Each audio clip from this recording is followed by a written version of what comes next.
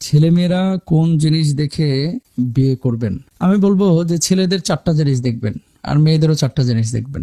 এটা আমার কথা না, নবীজি সাল্লাল্লাহু আলাইহি ওয়াসাল্লাম ওসমান রাদিয়াল্লাহু তাআলা আনহুর কাছে 2 মেয়ে বিয়ে দিয়েছিলেন একসাথে না, এক মেয়ের ইন্তেকালের পরে আরেক মেয়েকে আল্লাহ রাসূল বিয়ে দিয়েছিলেন। 4টা গুণ ছিল ওসমান রাদিয়াল্লাহু তাআলা আনহুর মধ্যে। এই 4টা গুণ যদি কোনো পুরুষের মধ্যে থাকে তাকে বিয়ের জন্য আপনারা সিলেক্ট করতে পারেন। আমার ভাই এবং বোনদেরকে বলবো তাকে বিয়ের জন্য আপনারা সিলেক্ট করতে পারেন। 1 নাম্বার, ছেলেটা দায়িত্ববান কিনা। 2 নাম্বার, তাকওয়াবান কিনা। 3 নাম্বার, সম্পদশালী কিনা। 4 নাম্বার, সেই ছেলেটা হায়া বা লজ্জাশীল কিনা। এই 4টা জিনিস যদি কোনো ছেলের মধ্যে থাকে, আমি আমার বোনদেরকে বলবো যে আপনারা এই ছেলেকে জীবন সঙ্গী হিসেবে নির্বাচন করতে পারেন। এখন আপনি বলবেন যে বুঝবো কিভাবে?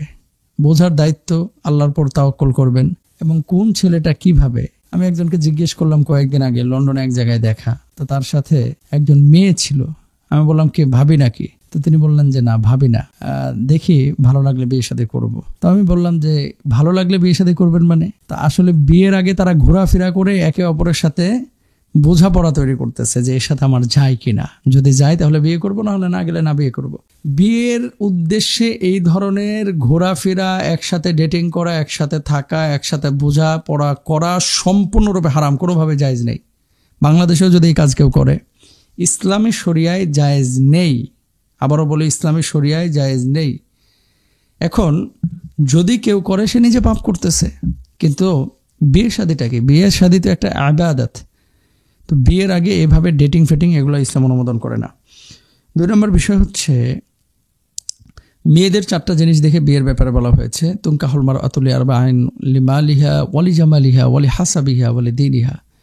মেয়ের দিনদারিতে আছে কিনা, মেয়ের সৌন্দর্য আছে কিনা, মেয়ের সম্পদ আছে কিনা, মেয়ের বংশমর্যাদা কেমন, এই জিনিসগুলো দেখতে বলা হয়েছে। তো যে মেয়ের সৌন্দর্য, বংশমর্যাদা, দিনদারিতা আছে সেই মেয়েকে বিয়ে করবেন। তবে দিনদারিতা যার বেশি সেই মেয়েটাকে বিয়ে করলে আপনি সুখী হতে পারবেন। কারণটা কি? কারণ হচ্ছে যার ভিতরে দিন আছে সে মেয়েটা আপনার পরিবারটাকে টেক কেয়ার করবে, সে মেয়েটা বাইরে আমানতের আচরণ করবে, সে মেয়েটা লজ্জাস্থানে হেফাজত করবে, সে মেয়েটা যেখানে সেখানে যে কোনোভাবে নিজেকে ইনভলভ করবে না, বাইরে গেলেও শালীনতার সাথে যাবে। এটা কিন্তু আমাদের দরকার। বৈবাহিক জীবনে টাকা পয়সা দিয়ে কিন্তু সুখী হওয়া যায় না। তো আপনি যে প্রশ্নটি করেছেন যে বিয়ে করব কি দেখে, টাকা দেখে না চেহারা দেখে? দুটোই দেখতে হবে, চেহারাও দেখতে হবে, টাকাও দেখতে হবে। আপনি শুধু চেহারা দেখলেন, টাকা দেখলেন না, তারপরে বউ শুধু বলতেছে যে টাকা দাও, টাকা দাও, টাকা দাও, আমার বাপের বাড়ি চালাইতে হবে, পরিচালনা করতে হবে, তারা খেতে পাচ্ছে না, তাই না? এই জন্য কুফু মিলানোর একটা বিষয় আছে। তবে যারা শুধুমাত্র টাকা দেখে বিয়ে করেছেন, আপনাদেরকে বলি, শুধু টাকা দেখে বিয়ে করে অনেকেই ধরা খেয়েছেন। কারণ দিনদারিতা এটা হচ্ছে মুখ্য।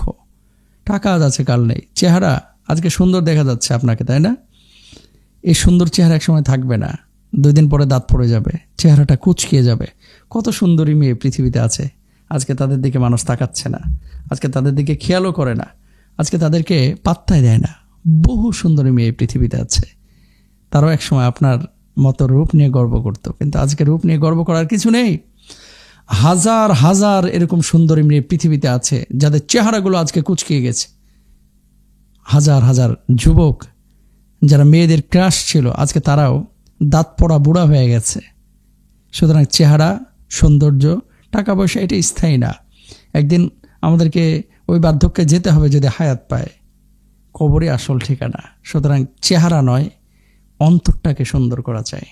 আবার বলি, চেহারা নয়, অন্তরটাকে সুন্দর করা চাই। আল্লাহ আমাদেরকে বুঝ দান করুক।